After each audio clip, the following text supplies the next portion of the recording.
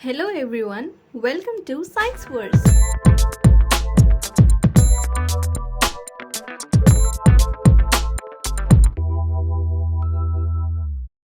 तो हमने हमारी पिछली वीडियो में देखा था कि मैटर के पार्टिकल्स का नेचर कैसा है।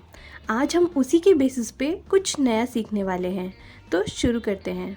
सो I am going to write a few examples of matter here और आपको क्या करना है, उनको कैटेगरीज में डिवाइड करना है, या ये बोल सकते हो कि उनको ग्रुप्स में बांटना है। जो आपको लगे कि ये एक ग्रुप में आने चाहिए उनको एक एक ग्रुप में लिख लीजिए। जैसे sugar, tomato soup, sofa, carbon dioxide. Carbon dioxide is a gas जो हम एक्सहेल करते हैं, यानी सांस छोड़ते हैं जो गैस को, वो कार्बन डाइऑक्साइड होती है। Mobile, water, water vapour, cough syrup, gas inside a balloon, जो बलून्स के अंदर गैस भरी जाती है उसको, वो हीलियम गैस होती है। ऑलराइट, तो that is helium. And ice, room freshener, mango juice, burger, a hut मतलब झोपड़ी, और टी यानी चाय। तो अब प्लीज़ पॉज द वीडियो और आप कंटिन्यू कीजिए अपनी ग्रुपिंग। तो यार ये तो बिल्कुल बच्चों वाला काम था, एकदम बचपन याद हो गया होगा आपको, क्योंकि सॉलिड, लिक्विड और गैस में बस बांटना था इनको। तो इससे ये पता चला कि हमारे अराउंड जो मैटर है वो मोस्टली ना तीन ही चीज़ों में कैटेगराइज किया जा सकता है, that is solid, liquid and gas. एक मिनट, मैंने मेजॉरिटी क्यों बोला, मतलब मोस्ट ऑफ द चीज़ों को क्यों बोला? इसका मतलब कि कुछ और भी फॉर्म्स हैं क्या मैटर की? बिल्कुल, मैटर की दो और फॉर्म्स हैं जिनके बारे में मैं आपको थोड़ी देर बाद बताऊंगी। फ़िलहाल इन 3 फॉर्म्स ऑफ मैटर को थोड़ा और जानने की कोशिश करते हैं। ऑलराइट, सो आपको क्या करना है, make a table like this, जैसे मैंने बनाई है, और फिर इनकी हेडिंग्स मार्क करनी है आपको। मैं कुछ प्रॉपर्टीज़ लिखूंगी और फिर हम इनको जज करेंगे। बट हम इन प्रॉपर्टीज़ के बारे में पढ़ क्यों रहे हैं? हम इन प्रॉपर्टीज़ के बारे में इसलिए पढ़ रहे हैं ताकि हम अपनी दी हुई जो क्लासिफिकेशन है उसको प्रूव कर सकें। आपको याद है कि फ़िलासफ़र्स ने भी मैटर को 5 कैटेगरीज़ में डिवाइड किया था। उसी तरीके से अभी हमने भी इसको फ़िलहाल तो 3 कैटेगरीज़ में डिवाइड किया है, लेकिन उनके पास प्रूफ नहीं था, और हम इस बात को प्रूफ करने के लिए इन प्रॉपर्टीज़ का सहारा लेंगे, जिसके बेसिस पे हम ये बता सकते हैं कि अगर हमने इन तीनों को एक एक कैटेगरी बनाया है तो क्यों बनाया है, किस बेसिस से बनाया है। तो चलिए फिर शुरू करते हैं इनके बारे में थोड़ा जानना। तो सबसे पहले बात करते हैं हम अपनी property number 1, that is shape. तो आपने अपने आसपास ये ऑब्ज़र्व किया होगा कि आपके आसपास जितनी भी सॉलिड चीज़ें हैं ना, वो अपना शेप चेंज नहीं करती रहती, उनका एक फिक्स्ड शेप है। जैसे ये पेन है, ये चेयर है, इसका शेप हमेशा फिक्स्ड ही होता है। आप इस पेन को ग्लास में डालोगे तो ये ग्लास का शेप नहीं ले लेगा, ये अपनी शेप में जैसा ये है बना हुआ है वैसा ही रहेगा। तो सॉलिड्स की जो शेप होती है ना वो हमेशा फिक्स्ड होती है। वहीं अगर हम बात करें लिक्विड्स की, तो लिक्विड्स को हम जिस कंटेनर में डालें वो कंटेनर का शेप ले लेता है हमारा लिक्विड। जैसे आप पानी को बॉटल में डालो तो वो बॉटल की शेप का हो जाता है, आप पानी को ग्लास में डालो तो ग्लास का शेप का हो जाता है। यानी जो लिक्विड्स हैं उनकी शेप हमारी फिक्स्ड नहीं है। और वहीं अगर हम गैस की बात करें तो इसकी भी शेप कुछ फिक्स नहीं है। वो कैसे? क्योंकि आप परफ्यूम की बॉटल है, उसमें भी परफ्यूम वो आया हुआ है, मैं हल्का सा स्प्रे करूँगी वो परफ्यूम पूरे रूम में फैल जाएगा। इसको भी जहाँ भी इसको जगह मिलेगी, स्पेस मिलेगा, वहाँ ये फैल जाएगा। ठीक है, तो ये भी अपने जो कंटेनर, या कंटेनर क्या मतलब जिस भी जगह इसको मौका मिलता है फैलने का, ये वहाँ फैल जाता है। तो इसकी भी कोई शेप नहीं है। तो ये हम बोल सकते हैं कि सॉलिड्स की तो फिक्स शेप है, लेकिन लिक्विड्स और गैसेस की ना शेप फिक्स नहीं है, क्योंकि वो इधर से उधर मूव करते रहते हैं या फ्लो करते रहते हैं। क्योंकि उनके पास ये फ्लोइंग प्रॉपर्टी है कि गैसेस भी और लिक्विड्स भी फ्लो कर सकते हैं, तो इसीलिए इन दोनों को ना कंबाइंडली एक कैटेगरी में रखा जाता है जिसको बोलते हैं हम फ्लूइड्स। क्या बोलते हैं? फ्लूइड्स उन चीज़ों को बोलते हैं जो चीज़ें फ़्लो कर सकती हैं, और फ्लूइड्स में लिक्विड भी आते हैं और आपके गैसेस भी आते हैं। ऑलराइट, सॉलिड्स नहीं आते क्योंकि सॉलिड्स फ्लो नहीं कर सकते। तो ये थी हमारी पहली प्रॉपर्टी। तो अब चलते हैं अपनी दूसरी प्रॉपर्टी पे, and that is your volume. ठीक है, तो अगर हम वॉल्यूम को कंपेयर करें तो ये देखिए सॉलिड्स के यहाँ पे मैंने चेयर का एग्जांपल लिया हुआ है। आपने देखा है कि आज जो चेयर जितनी जगह घेर रही है आपके रूम में, कल भी उतनी घेरेगी, परसों भी उतनी घेरी, और पता नहीं कितने सालों से उतनी ही स्पेस घेरती हुई आई है। तो स्पेस घेरना यानी स्पेस ऑक्यूपाई करना को ही हम वॉल्यूम बोलते हैं। तो जो सॉलिड्स होते हैं उनका जनरली, क्योंकि उनका शेप फिक्स्ड है, तो ऑब्वियसली वो साइज़ भी उतना ही घेरेंगे, मतलब जगह भी उतनी घेरेंगे अपने शेप के हिसाब से, अपना जो भी उनका वॉल्यूम है उसके हिसाब से वो जगह घेरेंगी। लेकिन अगर हम बात करें लिक्विड्स की, तो लिक्विड्स का हमने देखा था कि शेप फिक्स नहीं है, लेकिन क्या उनका वॉल्यूम फिक्स्ड है? अब ये कैसे पता चलेगा वॉल्यूम फिक्स्ड है कि नहीं है, कि वो उतना ही जगह घेरेंगे कि नहीं घेरेंगे? तो आप दो अलग अलग शेप की लेकिन साइज़ सेम होना चाहिए, जैसे 1 लीटर की अलग अलग शेप की बॉटल ले लो और एक 2 लीटर्स वाली भी बॉटल ले लो, ऑलराइट। तो आप उनमें से एक बॉटल में पहले 1 लीटर पानी लेना और फिर उस पानी को दूसरी जो अलग शेप की 1 लीटर की बॉटल है उसमें डाल के देखना। तो आप देखोगे कि जो 1 लीटर पानी से जो 1 लीटर वाली बॉटल भर रही थी, वो दूसरी बॉटल को भी उतना ही भरेगी जितना वो पहली वाली को भर रही थी। और अगर आप वो ही पानी 2 लीटर्स वाली बॉटल में डाल के देखोगे तो वो उसको हाफ़ ही फिल करेगी। ऐसा क्यों? क्योंकि जो हमारे लिक्विड्स हैं इनका भले ही शेप फिक्स ना हो, ये कंटेनर के हिसाब से शेप बदलते हो, लेकिन इनका वॉल्यूम बिल्कुल फिक्स होता है। जैसे कि आप मार्केट से 1 लीटर की अगर मिल्क की आप पॉली बैग लाते हो, तो वो घर आके आधा लीटर नहीं हो जाता, या घर आके वो 3 लीटर नहीं हो जाता, वो 1 लीटर का 1 लीटर ही रहता है।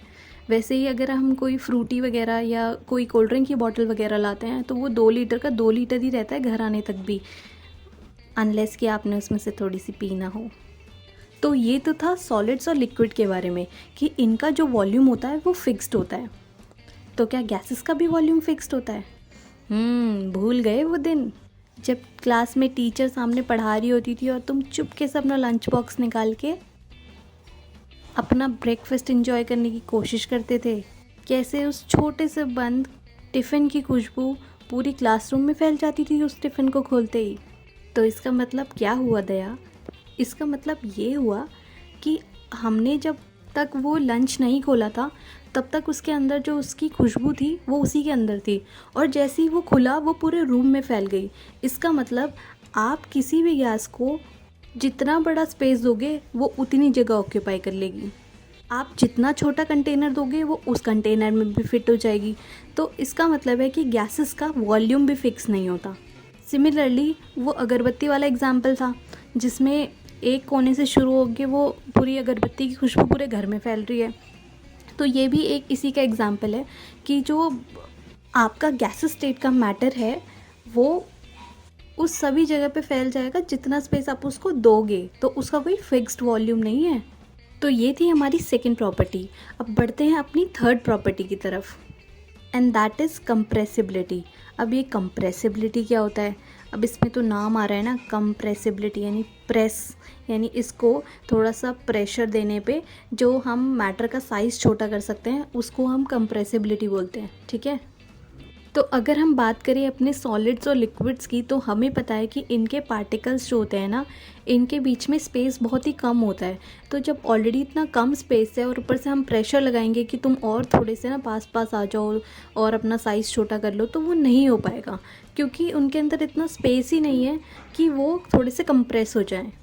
तो हमारे सॉलिड्स में तो ये बिल्कुल भी पॉसिबल नहीं है। चाहे तो आप दबा के देख लो अपनी कुर्सी या बेड या सोफ़े को, नहीं छोटे होते वो।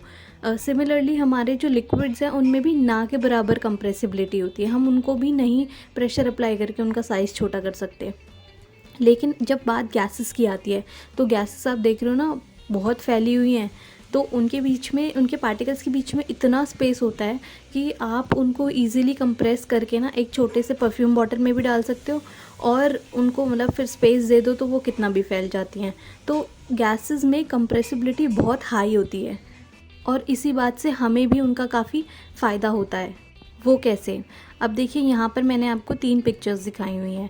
तो पहली चीज़ तो आजकल बहुत कॉमन है, ये आपको बहुत कॉमनली न्यूज़ चैनल्स पे या आसपास अपने बहुत आजकल इनकी डिमांड इन सप्लाई हो रही है। These are oxygen cylinders.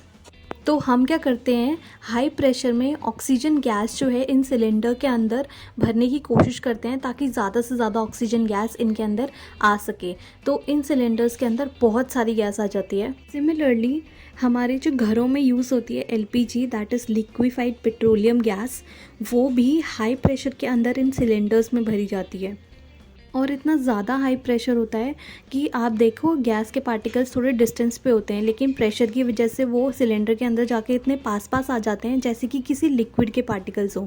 और इसीलिए ये जो गैस के पार्टिकल्स हैं ये लिक्विड स्टेट में कन्वर्ट हो जाते हैं जब इनको हाई प्रेशर के अंदर सिलेंडर के अंदर भरा जाता है। लेकिन जैसे ही हम वो इसका रेगुलेटर खोलते हैं तो वो जो गैस सिलेंडर के अंदर हाई प्रेशर पे बंद थी उसको बाहर आने का मौका मिलता है और उसके पार्टिकल्स दूर दूर हो जाते हैं, इसलिए वो बाहर आते ही गैसियस स्टेट में कन्वर्ट हो जाती है।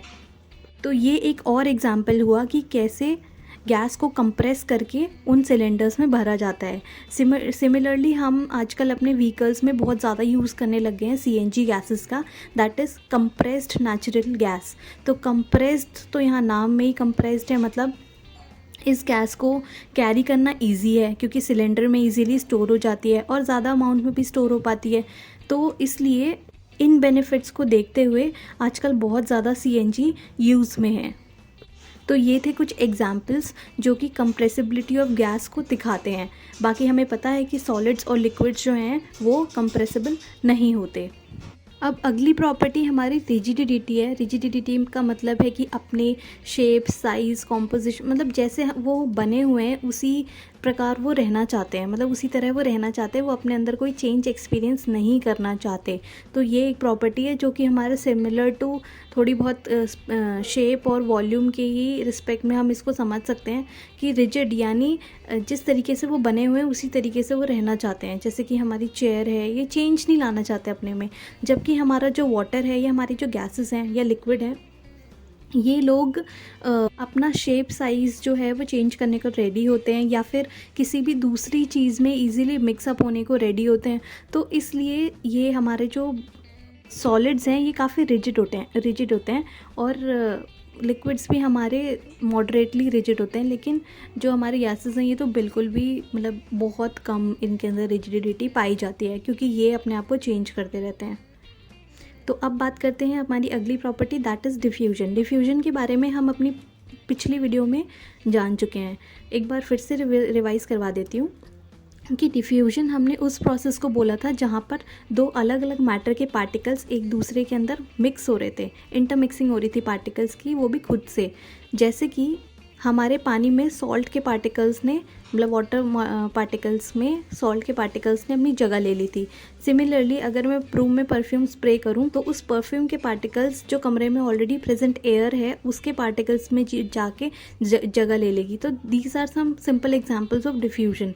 तो डिफ्यूजन भी उसमें सबसे ज़्यादा होगा, अगर क्योंकि हम पार्टिकल्स के बारे में पढ़ चुके हैं तो हमें ये पता है कि पार्टिकल्स जो के बीच में जो स्पेस है ना वो सब में अलग अलग है। जैसे सॉलिड में स्पेस बहुत ही कम है, बहुत कम, और लिक्विड्स में सॉलिड्स के कंपैरिजन में थोड़ा सा ज़्यादा है लेकिन गैस के कंपैरिजन में थोड़ा सा कम है, तो मॉडरेट है। और गैसेस में तो बहुत ज़्यादा स्पेस है। तो अब जिसके पास जितना ज़्यादा स्पेस होगा तो उतनी ज़्यादा टेंडेंसी होगी कि वो किसी और पार्टिकल्स, किसी और मैटर के पार्टिकल को अपने बीच में जगह दे। ठीक है, जैसे सॉलिड में बहुत कम स्पेस है तो किसी दूसरे पार्टिकल को मुश्किल होगी ना उसके अंदर घुलने की। तो इसलिए सॉलिड्स जो हैं उनका जो डिफ्यूजन रेट है इनका सबसे कम है। ठीक है, सॉलिड्स में। तो अगर हम बात करें लिक्विड्स की, तो लिक्विड्स में तो हमने सॉल्ट ही डिज़ोल्व करा था, तो लिक्विड्स में तो डिफ्यूजन पॉसिबल है क्योंकि उसके पार्टिकल्स के बीच में स्पेस है फिर भी। तो हमने इसमें सॉल्ट डिज़ोल्व करके देखा था, यानी सॉल्ट क्या है, एक सॉलिड है जिसको हमने लिक्विड में डिज़ोल्व करके देखा था। सिमिलरली हमने इंक भी लिक्विड में डिज़ोल्व करके देखी थी। इंक इज़ अ लिक्विड और लिक्विड को लिक्विड में हमने डिज़ोल्व करके देखा था। तो मतलब इसका मतलब कि लिक्विड का भी डिफ्यूजन पॉसिबल है लिक्विड में। तो क्या आपने कभी सोचा है कि किसी गैस को क्या हम डिज़ोल्व कर सकते हैं किसी लिक्विड में? तो इसका जवाब है बिल्कुल हाँ। आपने सबने कोल्ड ड्रिंक तो पी होगी, तो कोल्ड ड्रिंक में जो आपकी कार्बन डाइऑक्साइड है जो आपकी कोल्ड ड्रिंक में इतनी अच्छी तरह मिक्स हुई होती है, यानी डिज़ोल्व हुई होती है, तो इसका मतलब है कि लिक्विड्स में गैसेस का डिफ्यूजन पॉसिबल है। इसका एक और बहुत अच्छा एग्जाम्पल है जो नेचुरली इस चीज़ को दिखाता है, क्योंकि कोल्ड ड्रिंक्स तो हमारी फैक्ट्रीज़ में बनती हैं, तो दैट इज़ मैन मेड। लेकिन इसका एक नेचुरल एग्जाम्पल है, जिससे पहले आपको ये इस सवाल का जवाब देना पड़ेगा। फटाफट कमेंट करके बताओ मुझे कि जो हमारे एक्वेटिक प्लांट्स हैं या एक्वेटिक एनिमल्स हैं, ये पानी के अंदर रहते हैं, तो ये रेस्पिरेशन या फोटोसिंथेसिस कैसे करते होंगे? क्योंकि इनको भी तो ऑक्सीजन और कार्बन डाइऑक्साइड वगैरह चाहिए ना। फटाफट कमेंट करके जवाब दो। तो इसका जवाब है कि ऐसा इसलिए होता है, होता नहीं एक्चुअली, हो पाता है क्योंकि हमारी जो ऑक्सीजन और जो कार्बन डाइऑक्साइड है ना, ये हमारे वाटर के मॉलिक्यूल्स यानी वाटर के पार्टिकल्स के बीच में स्पेस लेकर हमारे डिज़ोल्व होके हमारे एक्वेटिक प्लांट्स और एनिमल्स तक पहुंच जाती है, जिसकी मदद से हमारे एक्वेटिक प्लांट्स और एनिमल्स रेस्पिरेशन भी कर पाते हैं और फोटोसिंथेसिस भी कर पाते हैं। मतलब फोटोसिंथेसिस सिर्फ प्लांट्स। तो ये थे कुछ बढ़िया एग्जांपल्स जो कि डिफ्यूजन दिखाते थे लिक्विड्स में।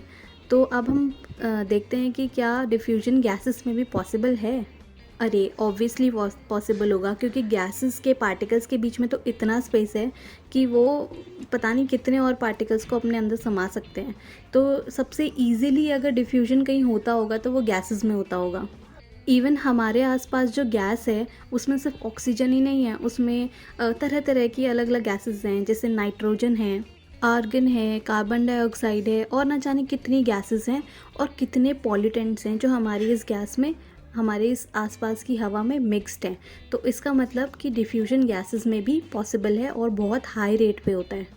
तो अब आ जाते हैं अपनी आखिरी प्रॉपर्टी पे, और इसका जवाब आप लोगों को बहुत अच्छी तरह पता है। तो ये लास्ट प्रॉपर्टी है हमारी इंटरमॉलिक्यूलर फोर्स ऑफ अट्रैक्शन, यानी पार्टिकल्स के बीच में अट्रैक्शन किसका कहाँ कितना ज़्यादा होगा। तो अगर बात करें हम सॉलिड्स की, तो हमें पता है कि इसके पार्टिकल्स बहुत पास पास होते हैं, और पास पास होने का मतलब क्या है कि इनके बीच में फोर्स ऑफ अट्रैक्शन बहुत ज़्यादा है, इसलिए ये एक दूसरे को पकड़ के बैठते हैं बहुत स्ट्रांगली। तो इसके पार्टिकल्स के बीच में फोर्स ऑफ अट्रैक्शन कैसा होगा? बहुत स्ट्रांग होगा। अगर हम लिक्विड्स की बात करें तो इनके बीच में मॉडरेटली स्ट्रांग होगा, मतलब मीडियम मीडियम होगा। तो ना मतलब सॉलिड से ज़्यादा नहीं होगा, लेकिन गैसेस के पार्टिकल्स तो खुद से बहुत दूर दूर रहते हैं, तो इनके बीच में फोर्स ऑफ अट्रैक्शन बहुत कम होगा। तो इसलिए लिक्विड्स का गैसेस से थोड़ा ज़्यादा होगा और सॉलिड्स से थोड़ा कम होगा। तो ये बात करी हमने इंटरमॉलिक्यूलर फोर्स ऑफ अट्रैक्शन की, यानी अंदर जो पार्टिकल्स हैं उनके बीच में फोर्स ऑफ अट्रैक्शन कैसा होगा। तो ये थी कुछ प्रॉपर्टीज़ जिनके बेसिस पे हमने अपने मैटर को 3 स्टेट में क्लासिफाई किया।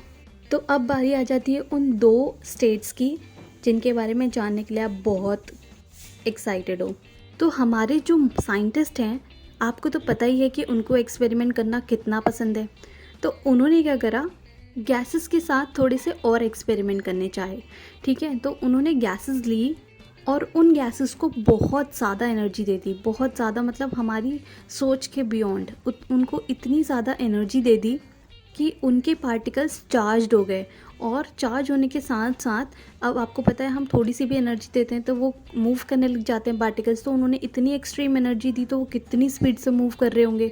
तो ये जो फॉर्म बनती है जिसमें हमारे गैसेस से सुपर एनर्जेटिक चार्ज पार्टिकल्स यानी आयंस बन जाते हैं, और ये आयंस बहुत बहुत ज़्यादा एनर्जेटिक होते हैं, यानी सुपर एनर्जेटिक होते हैं। तो इस स्टेट को हमने प्लाज्मा नाम दिया।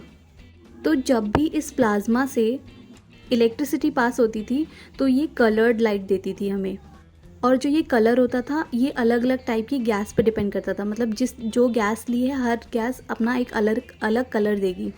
तो इस प्लाज्मा की प्रॉपर्टी हमारे बाकी मैटर की प्रॉपर्टी से अलग थी। मतलब जो अभी हमने सॉलिड लिक्विड गैस को क्लासिफाई किया, इनकी प्रॉपर्टी से अलग थी, इसलिए इसको 4th कैटेगरी में रखा गया और इसका नाम रखा गया प्लाज्मा। अब आप सोचोगे कि प्लाज्मा हमने देखा कहाँ है या एग्जाम्पल कहाँ है प्लाज्मा के। तो प्लाज्मा के कुछ बहुत अच्छे एग्जाम्पल्स हैं। तो इसका सबसे बड़ा एग्जाम्पल है जो हमारे लिए बिगेस्ट सोर्स ऑफ एनर्जी है, दैट इज़ सन। तो सन के अंदर जो मोस्टली गैसेस हैं वो प्लाज्मा की ही स्टेट, मतलब प्लाज्मा स्टेट में पाई जाती हैं सन के अंदर। ठीक है, क्योंकि sun is extremely hot and energetic. तो उसके अंदर जो गैसेस हैं वो गैसियस स्टेट में कम होती हैं और प्लाज्मा स्टेट में ज़्यादा होती हैं। तो ये एक एग्जांपल है प्लाज्मा का। इसके अलावा ये देखो एक ब्यूटीफुल सी पिक्चर है, कितने प्यारे कलर्स आए हुए हैं इसमें। ये है एक नेचुरल फिनोमेना जिसको बोलते हैं ऑरोरा।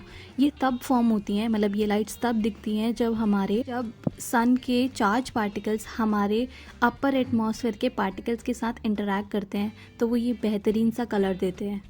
तो अब वो सन से पार्टिकल्स आए हैं तो ऑब्वियसली वो प्लाज्मा के स्टेट में ही होंगे। तो ये एक दूसरा एग्जांपल है। तीसरा एग्जांपल्स है हमारे जो ये नियॉन साइन बोर्ड्स होते हैं ना, आपने देखे होंगे रात को कई शॉप्स के बाहर ऐसे नियॉन साइन बोर्ड्स होते हैं। तो इनके जो बोर्ड्स हैं ये भी हमारे प्लाज्मा से ही बनते हैं और फिर इनके अंदर जैसे इलेक्ट्रिसिटी अगर पहुंचाई जाए तो फिर ये शाइन करना स्टार्ट कर देते हैं। ये एक और एग्जांपल है। इसके अलावा मैंने और भी एग्जांपल्स दिखाए हुए हैं, और अगर आप और भी जानना चाहते हैं इसके बारे में तो प्लीज़ कमेंट बिलो, मैं एक अलग वीडियो इसके ऊपर बना सकती हूँ। तो ये थी हमारी fourth state of matter, that is plasma. अब इसके बाद क्योंकि अब वो साइंटिस्ट और भी तो एक्सपेरिमेंट कर रहे हैं, उन्होंने सोचा कि अगर हमने बहुत ज़्यादा एनर्जी दे दी तो ये एक नई स्टेट ऑफ मैटर बन के तैयार हो गई। तो अब थोड़ा सा ना इसका ऑपोजिट करके देखते हैं, मतलब ऑपोजिट सा एक्सपेरिमेंट ट्राई करके देखते हैं। पहले उन्होंने एनर्जी दी थी और इस बार उन्होंने उसका टेम्परेचर कम कर दिया। इसका मतलब कि एनर्जी कम हो गई। तो उन्होंने एक्सट्रीमली, ऐसे नहीं कि थोड़ा सा कम कर दिया, उन्होंने बहुत कम कर दिया एक गैस का टेम्परेचर। इससे जो है ना हमारी गैस कंडेंस हो गई, क्योंकि उन्होंने टेम्परेचर अराउंड -273.15 डिग्री सेल्सियस, सोच रहे हो आप कितना ठंडा कर दिया। और इसकी वजह से हमारा जो गैस थी वो कुछ इस तरह का डिपोजिशन शो करने लगी। जैसे जैसे वो टेम्परेचर और कम करते गए, मतलब ये पहाड़ सा बनने लग गया। पर ये सॉलिड नहीं है, ये बस उस गैस ने ऐसी डिपोजिशन से दिखाई है, ठीक है। तो this is our fifth state of matter और इसको बोलते हैं बोस-आइंस्टीन कंडेंसेट। ऐसा नाम इसलिए क्योंकि 1901 में हमारे इंडियन एक साइंटिस्ट थे सत्येंद्र नाथ बोस।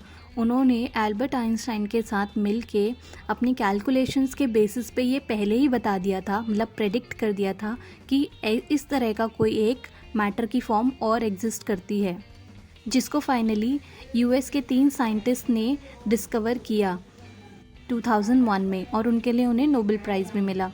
तो इसलिए इस फॉर्म ऑफ मैटर का नाम बोस-आइंस्टीन कंडेंसेट पड़ा। तो ये थे हमारे 5 फॉर्म्स ऑफ मैटर या states of matter. So that's all about today. Hope आपको ये वीडियो पसंद आई होगी, समझ आई होगी, आपको कुछ नया सीखने को मिला होगा। और अगर आप चाहते हैं कि मैं ऐसी और वीडियो के साथ आपसे बार बार मिलती रहूं तो प्लीज़ इसे ज़्यादा से ज़्यादा शेयर कीजिए, लाइक कीजिए और सब्सक्राइब कीजिए।